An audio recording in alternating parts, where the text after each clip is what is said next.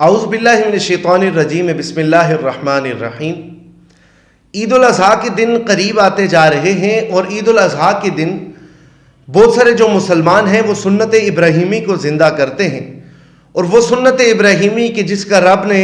قرآن حکیم میں بھی ذکر کیا ہے اور اللہ کے رسول صلی اللہ علیہ وآلہ وسلم نے خود اپنے ہاتھوں سے اس قربانی کو کر کے بتایا ہے۔ لیکن اس کے ساتھ جو ہی عید الاضحیٰ قریب آتی ہے تو لوگ بیلوں کو لینے لگ جاتے ہیں، جانوروں کو لینے لگ جاتے ہیں، لیکن اس میں چند ایسے لوگ بھی ہوتے ہیں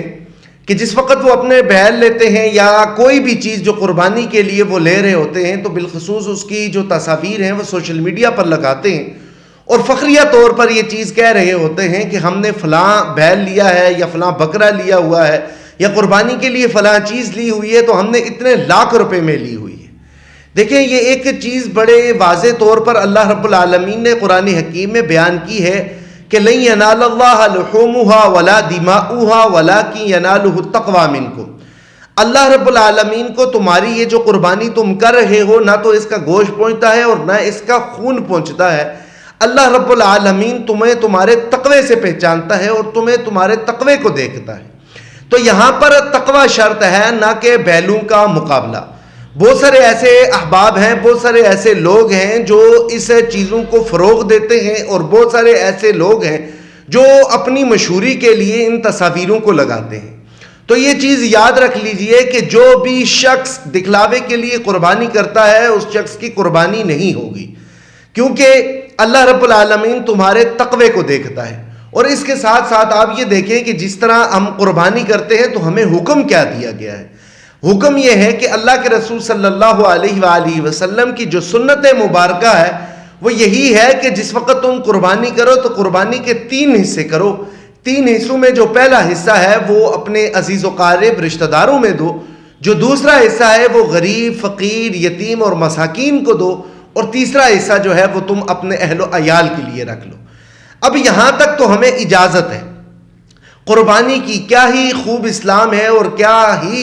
پسندیدہ اسلام ہے کہ جس نے ہمیں یہ بھی کہا ہے کہ تم اس سے اپنے نفع کے لیے بھی گوشت رکھ لو۔ تو یہ اللہ رب العالمین کی جو اللہ رب العالمین کا جو ایک حکم ہے اور جسے ہم سنت ابراہیمی بھی کہتے ہیں، جس وقت آپ یہ سنت ابراہیمی ادا کر رہے ہوں تو یہ بات بالکل واضح طور پر یاد رکھیں۔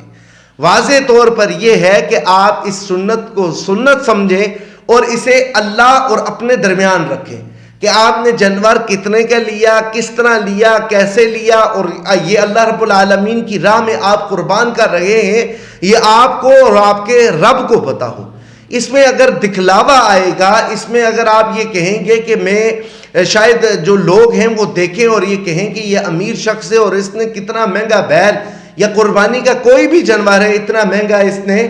قربانی کے لیے دیا ہے، تو یہ یاد رکھیے اللہ رب العالمین اس چیز کو ناپسند فرماتے ہیں۔ اور اللہ کے رسول صلی اللہ علیہ وآلہ وسلم کی حدیث مبارکہ میں یہ الفاظ ملتے ہیں کہ جس نے دکھلاوے کے لیے کوئی بھی عمل کیا، اللہ رب العالمین کل قیامت کے دن اس سے یہ فرمائیں گے کہ تم نے جس کو دکھانے کے لیے جو عمل کیا تھا اب جاؤ اس سے اس کا بدلہ لو۔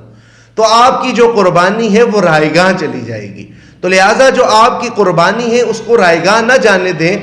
بلکہ قربانی کو اللہ رب العالمین اور اپنے درمیان رکھیں، کیونکہ آپ اتنا مہنگا اگر بیل لے رہے ہیں، آپ اتنی مہنگی قربانی کا کوئی بھی جانور لے رہے ہیں، تو اگر آپ کے پیسے لگ رہے ہیں تو آپ یہ سمجھیں کہ آپ اس کو اپنے رب کی راہ میں قربان کر رہے ہیں، تو یہ آپ کے لیے بہترین رہے گا۔ اللہ رب العالمین ہمیں دکھلاوے کے ہر عمل سے بچا کے رکھے۔